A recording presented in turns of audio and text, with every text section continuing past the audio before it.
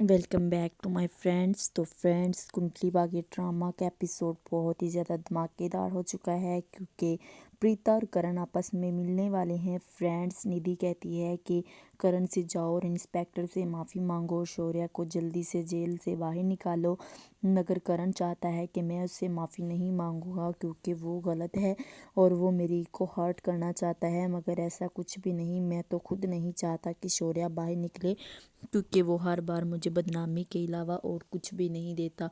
तो दूसरी तरफ फ्रेंड्स, प्रीता जो है वो शौर्य से मिलने आई है और उसे अपनी गोद में लेकर प्यार कर रही है। तो शौर्य कहता है कि प्रीता जी, आप तो मुझे ऐसे लगती हैं जैसे आप ही मेरी सगी माँ हैं, क्योंकि मेरी फैमिली में से इतना मुझसे कोई प्यार नहीं करता जितना तुम मुझसे करती हो। तो वो कहती है कि बेटा, तुम मुझे अपनी माँ ही समझो, जब भी तुम कभी मुश्किल में हो तो मैं हमेशा तुम्हारे पास हाज़िर रहूँगी।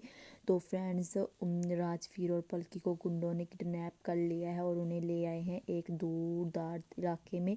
जब वो वहाँ छूट कर भागने लगते हैं तो एक कार वाले उसे बैठा लेते हैं और उन्हें कहते हैं हम तुम्हें पुलिस स्टेशन लेके जाएंगे।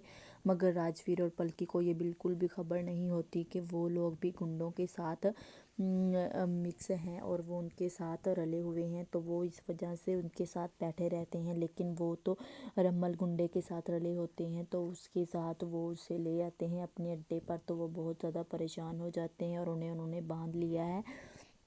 तो प्रीता जब उससे प्यार कर रही होती तो उसी दौरान करण भी पुलिस स्टेशन आ जाता है और पुलिस स्टेशन जब आता है तो उससे पहले ही वो इंस्पेक्टर किसी और ड्यूटी में किसी और पुलिस स्टेशन चला जाता है। और जो इंस्पेक्टर बैठा होता है वो तो करण की बहुत इज्जत करता है और वो कहता है कि करण साहब, आपको कौन नहीं जानता, आप तो इतने अच्छे इंसान हैं, आपको तो सब ही जानते हैं और आपको भला कोई भूल भी कैसे सकता है। जाओ, तुम अपने बेटे से मिल सकते हो।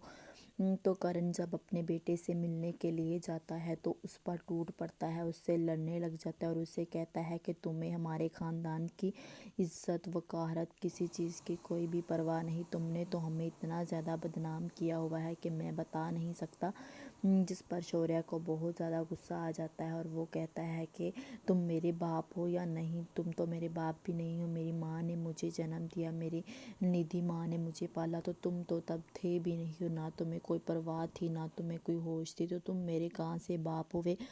तो उसी दौरान करण भी गुस्से से कह देता है कि ठीक है, तुम्हें मैंने लूथरा ख़ानदान से बाहर निकाला, ना तुम मेरे बेटे हो और ना मैं तुम्हारा बाप हूँ। तो जब प्रीता ये बात सुनती है तो वो आकर कहती है कि ठीक है, ये बात कर लो, अगर तुम्हारा बेटा नहीं तो मैं इसे अपना बेटा बना लेती हूँ, ये मेरा बेटा है। तो करण कहता है कि अब तुम आ गई हो, तुम्हें याद आ गया है। तो वो कहती है कि मैं तो हमेशा से ही आई हुई थी, मैं इससे कब दूर भागी हूँ।